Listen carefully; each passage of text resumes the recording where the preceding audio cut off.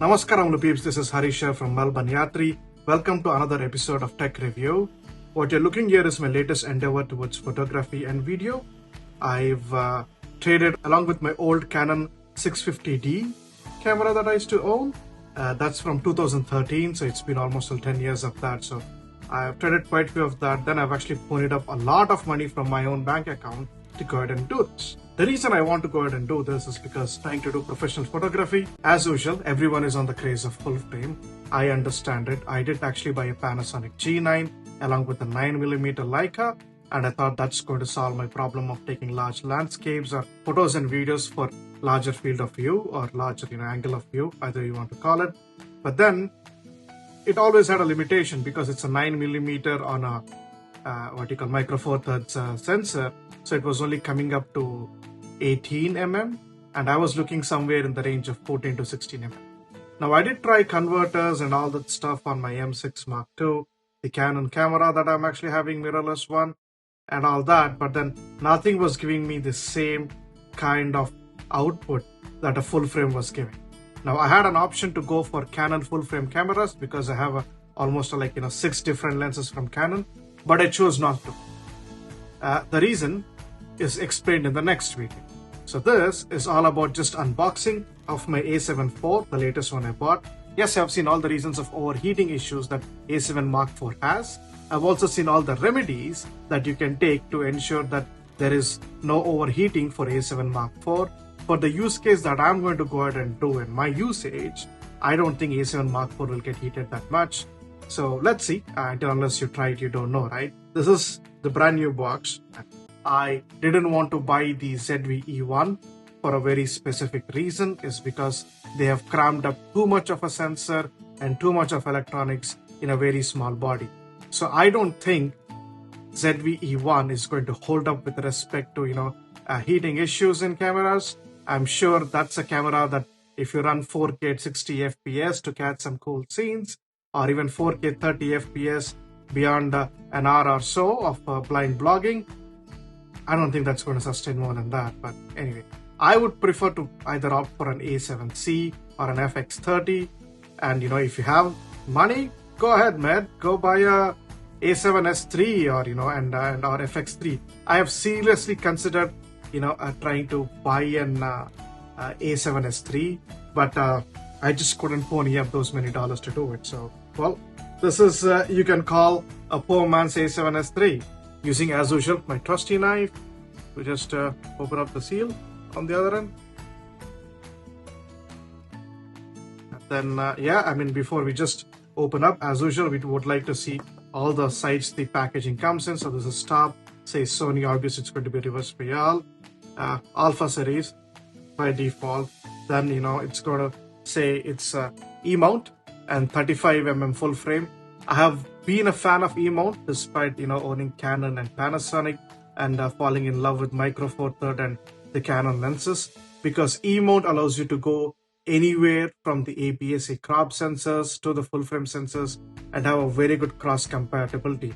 So the years or the number of years you can use the lens is much more higher, and the number of bodies on which you can use lens much more higher without using converters when compared to what Canon actually has on the micro four third system. Anyway, it's a different game. Well, this is your front packaging side. The bag basically just gives you a dealer ID, and it's the regular bloody blind what is actually there in it. So let's see what's there in it. I gotta change it in this way because tab here. Flip it up. Oh, okay. It says obviously you have some paperwork. You have a Sony support program. So funny. The membership for the Imaging Pro support is you got to have 2 alpha bodies plus 3 G lenses, G Master or Zeiss lenses, or just pay $149 and you'll just get the membership. I think having $149 is much more cheaper, man, if you ask me. Anyway, that's my opinion. Well, this is what is there in the box. Beautiful opening. Just open it up. You obviously have a bunch of paperwork here. Obviously, they're asking us to buy some Sony tough cards to be used in this particular thing, but anyway, I'm going to just use the ScanDisk Extreme Pro. This is a bunch of, again, paper, Okay, quick start manuals and whatnot. All as usual, not going to read most of them. Interesting. Earlier, these used to be the tie downs for the ropes used to be, or the cables used to be in plastic. Now this looks to be like a cardboard paper, or maybe cardboard being used, but it still has a wire in it, so that you have some kind of tension actually in these cable ties. You get multiple versions of these. You get the UK and everything. I guess I'm going to use just the Australian one. The rest are really not that useful to me.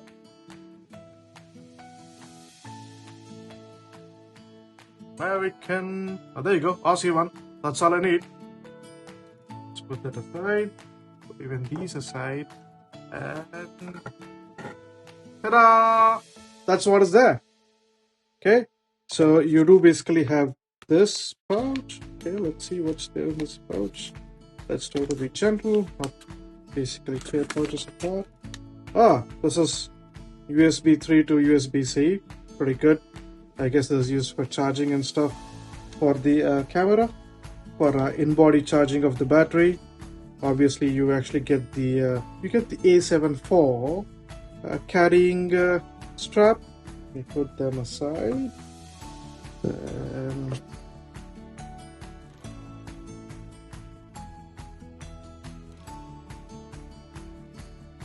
Very interesting.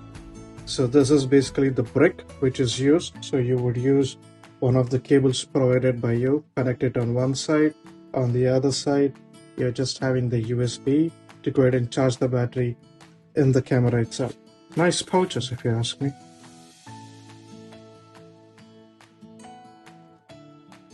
They look almost all like cloth. I'm not sure if it is cloth or not. Guessing they should give us cloth for the price we're paying. So this is the Sony battery, Info Lithium Z. So it's the NPFZ100 battery, 7.2 volts, 16.4 watt hours, or 2280 milliamp hours. That's the battery capacity. Obviously, I'm going to buy some third-party batteries, so look out for that review. And then the body itself.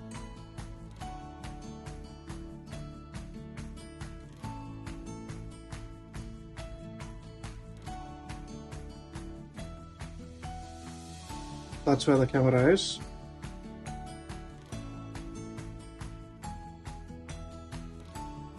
Ooh, Sony E-mount. Obviously, you're having the lens hood up all that. That's basically for your autofocus lighting that comes across. So you have a front wheel. Obviously, you have on and off shutter button.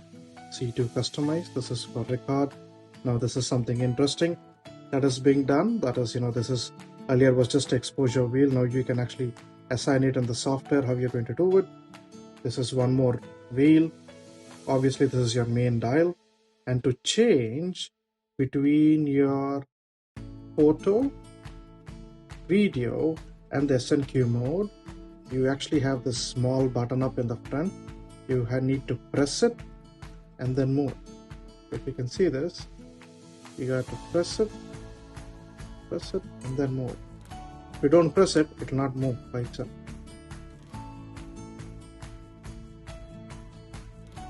Smooth dials by default. This is the Pocho to go ahead and put mic or flash or any of the accessories. You have C3 here by default menu, and the C1 is here. Autofocus on AL. I need to figure out what that is.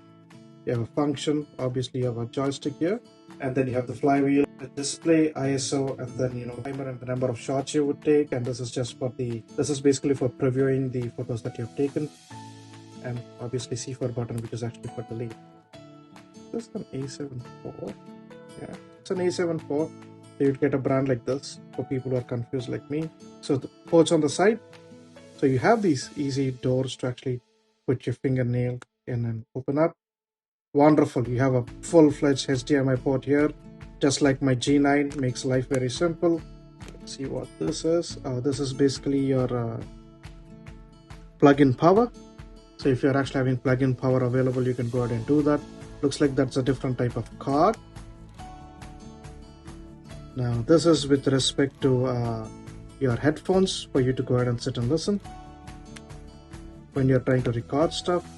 And this my friends is a multi micro USB cable or multi USB thing, and this is the USB-C port. You can use either of them to charge. That's what the manual says. It's extremely strange that the LCD is actually outside facing us, right? If you can see this, okay. Hopefully I'm not showing myself or the shadow, or maybe I'm showing myself. That's fine. Okay, so you can see, literally you can see my face in the LCD. I'm shooting this on my iPhone. There's an iPhone 13 Pro, and literally from here to see where it's completely darkened up, when I change it in this way, the iPhone would actually change the light settings and everything and focus on me so you can see my face. So in a way it's like a mirror, right? Perfectly fine. Okay, well that's an LCD. But I've never thought that they're going to ship stuff keeping the LCD out and not by using its articulating nature, close it and keep it like that. This is how you start. This is how you ship stuff. You do not expose your LCD outside, and the only way it is protected is by this piece of cloth and some whatnot, cardboard stuff is actually out there. Funny. My experience of Samsung, I guess. Well, there's a pretty good articulating screen if you can see, so you can actually use this in the selfie mode like this. You can, when you're recording, you can, and you just want to look at it, you can look at it in this way. If you're going to put it, horizontally, you can look at it in this way. And you can also do it in this way when you're actually, trying to shoot something which is taller, or you're positioning your camera taller and you're looking at the video from bottom, okay? Of course, people who use a Ninja V display is a completely different ball game for them. So that's the battery tray right there. We go ahead and put our battery in. Looks pretty neat. And then just on the right hand side, just like the A7 III or any of these things, we have two card slots. The first one can actually take a CF Express card, whereas the rest two are just the traditional SD slot. So either you can put a CF Express card in one and just back it up on a regular card, or you can just put two regular SD cards and do it. I, as usual, would put two just SD cards and do it unless there's an absolute requirement for me to actually use a CF Express card. I am going to make tests by using the regular SanDisk Extreme Pro cards that I'm having of 128 GB each. I'm going to put in both of them and try to shoot all the video modes and photo modes and see what actually happens. Obviously that's going to be another video. Well, that's a very good segue. If you do like this video or this unboxing, please go ahead and give me a like. That will be absolutely awesome for the algorithm. If you give a sub, that will be even more cool. And then please do like and share if you like the video that you're watching. Well, by the way, there is a viewfinder in this. Well, in today's world, I don't know, for someone like me who takes both photos and video, I really don't use the viewfinder that much, but having one, there is no harm. And obviously you have the adjustable button for optics for people who actually wear spectacles or lenses, and they need the magnification to be right in their eyes. Cool. So next video is going to be the unboxing of the lens that I actually bought with this, and then finally we're going to power the whole thing up and see how it looks like. Peace.